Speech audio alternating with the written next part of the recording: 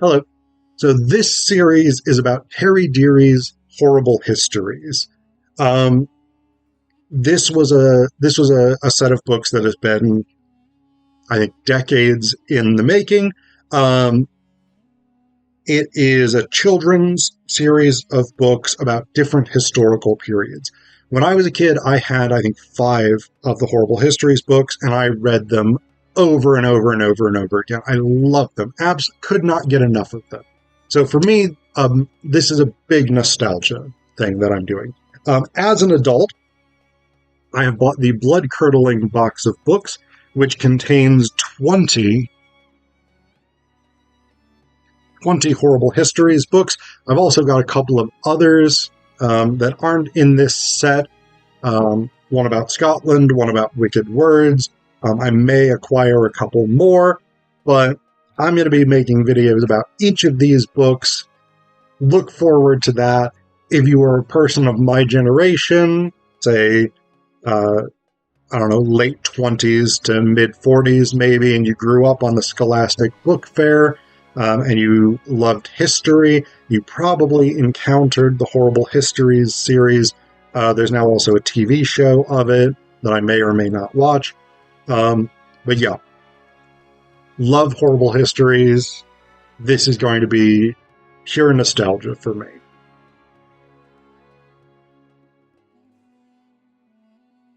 So in this video, we're going to talk about Terry Deary and Peter Hepplewhite's Horrible Histories book, Awesome Egyptians. So this is one that I had as a kid. This is one that I read over and over and over again. Absolutely love it. The Egyptians are, or were, an amazing civilization. The modern country of Egypt is an amazing country, an amazing culture, amazing civilization. Not directly descended from the ancient Egyptians, but there's definitely similarities. But this book is about the ancient Egyptians, who lasted for a jolly long time, from about 3,200 BCE up through, I mean, it's kind of debatable whether their civilization ended with the conquest by Alexander the Great around 332 BCE, whether it ended with the Roman occupation in 30 BCE, or whether it ended with the Arab conquest in 641 AD. I mean, again, it's hard to say because elements of ancient Egyptian culture continue through to today. But certainly the rule of what we might properly call the Egyptian pharaohs ends with the Alexandrian conquest. But this book is primarily not about that. It's about the period under the actual Egyptian pharaohs. And by Egyptian, I of course mean Egyptian as well as, say, Nubian pharaohs and other groups, what we now call ethnic groups, who had pharaonic dynasties, primarily prior to the conquest by Alexander. So the book basically covers all of the main kinds of things that you would think of with ancient Egyptian culture. There are sections on the pyramids, including a number of pyramid myths, or stories at any rate. So for instance, the idea that pyramids have special power is an enduring idea, not necessarily scientifically provable in most instances. Napoleon's experience in the Great Pyramid, which supposedly left him quite shaken. There's sections on mummies, the history of mummies, and specifically the process of mummification, making a mummy, where the authors go through the stages involved in mummification. There's also, again, some less scientific, less historical, but in a way historical, because people believe them. Sections like the Curse of the Mummy's Tomb, and there's a number of sort of curse myths associated with mummies' tombs and archaeological discoveries and things like this that people have believed in, and so this book records. There's a section on the importance of the Nile in Egyptian culture, the massive pantheon of gods. There's sections on Egyptian social structure, the dominance of the pharaoh, and we got this lovely pyramid chart. Pharaoh at the top, vizier below that, Imahu, the honored ones, the nomarchs, the scribes, the priests, the himutiu, or craftsmen, and then the peasants. There is definitely discussion of the lives of peasants, the role of women within society, and how Isis, the goddess Isis, wife of Osiris and mother of Horus, was sort of the model for the ideal Egyptian woman. And so we've got all of these elements, like the things that you typically would think of with any discussion of Egyptian culture are things like the pyramids, mummies, hieroglyphics, these kinds of things.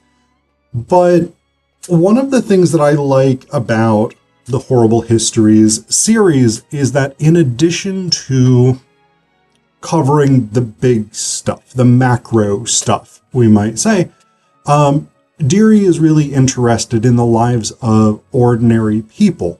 And so one of the things that's very cool is this section, Live Like an Egyptian, where we talk about how day-to-day Egyptian peasants, the normal person, actually experience their lives. I do think Deary and Hepplewhite make it a little bit more grim than it actually was for the lives of average Egyptians. Certainly at some periods over Egypt's long reign, things were bad, but it kind of depends on what standard you're applying to it. For much of ancient Egyptian history, the people of Egypt lived better than the average in the ancient world. They had comparatively lighter work, in large part because the Nile floods brought such mineral-rich silt. And so it was very, very easy to grow crops compared to other places, particularly in the Middle East and North Africa, places like this, which are very hot, dry desert climates and take substantial amounts of labor, even along riverbanks, to grow crops. Egypt was relatively isolated from outside civilizations, and so there weren't that many invasions. There were obviously some invasions, the Hyksos invasion, for instance, which significantly destabilized Egypt for a time, but they weren't as crowded on top of each other as civilizations in, say, what we now call the Middle East or the Levant region were. I mean, you weren't Babylon right next to Assyria, right next to the Canaanites, whatever it was. You had these natural barriers of the desert that made it much harder for anyone to get to Egypt, and so that was part of why they were such a stable civilization. Deary and Hepplewhite present Egyptian peasant life as relatively toilsome and labor-intensive, and it probably was by modern standards, depending on where in the world you come from. But if we compare it to most other places in the world, it was a relatively good place to live. Like, if you could choose where in the ancient world you wanted to live, Egypt would be a smart choice, generally speaking. And it's also worth noting that Deary and Hepplewhite make the position of women in Egyptian society seem very bad. But Egypt had a greater degree of gender equity than most other places in the ancient world as well. And so that's another interesting element. It's actually, those are kind of the two things about this book that I would really take issue with, is Egyptian women had a much larger role in Egyptian public life than women in most other parts of the ancient world, and they had many more rights than women in other parts of the ancient world. And again, peasants had a much better quality of life, generally speaking, in ancient Egypt than in most other portions of the ancient world. So I think partially because the brand is Horrible Histories and it's about history with the nasty bits left in,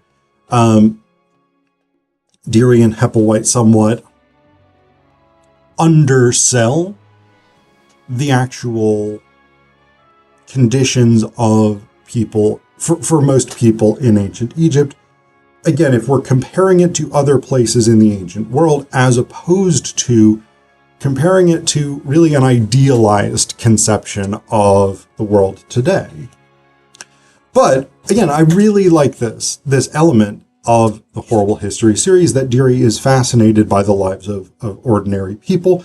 And so this Live Like an Egyptian section I really do appreciate, because it talks about things like how most Egyptians didn't really wear clothes very much. How it talks about the kind of bread that they ate, and even gives a recipe for Egyptian wholemeal bread. Talks about the other types of food that they ate, the vegetables and fruits and things like this.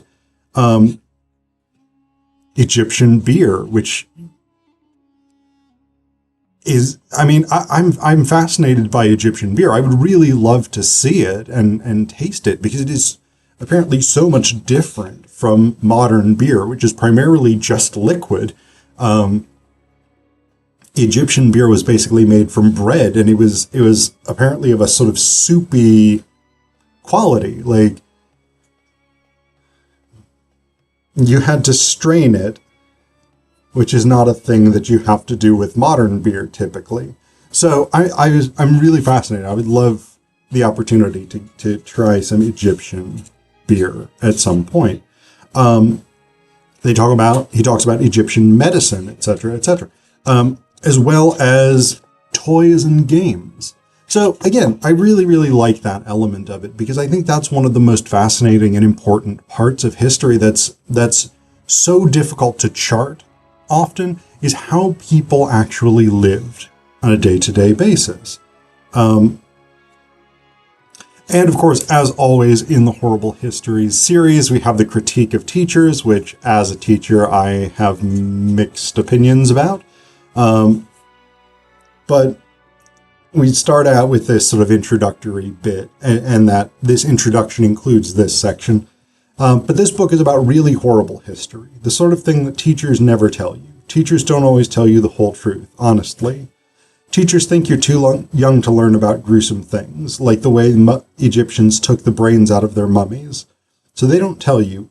Then you leave school and you may never ever learn this vital information. And sometimes teachers don't tell you things because they don't know the facts themselves. That's right, teachers do not know everything, just some teachers think they do. So this book will tell you the things teachers daren't, and by the time you're finished, you will be able to teach your teacher. You'll enjoy that. So I actually did know more history than one of my history teachers in high school or middle school, and that teacher did not respond well to that. So I don't necessarily recommend trying to teach your teacher, but there definitely are limitations on what gets taught, whether that's for curricular reasons, whether that's because of the limited knowledge of the individual instructor, whether that's because the subject matter that they're teaching is outside their primary field, or whether it's just time constraints, right? I mean, this is a thing, is there's always more about a subject than we have time to cover in any given course. But yeah, it definitely is. I love this book, Awesome Egyptians. Again, it is one of my favorites. I've read this over and over and over in my life. I will probably read it again a few more times before I die.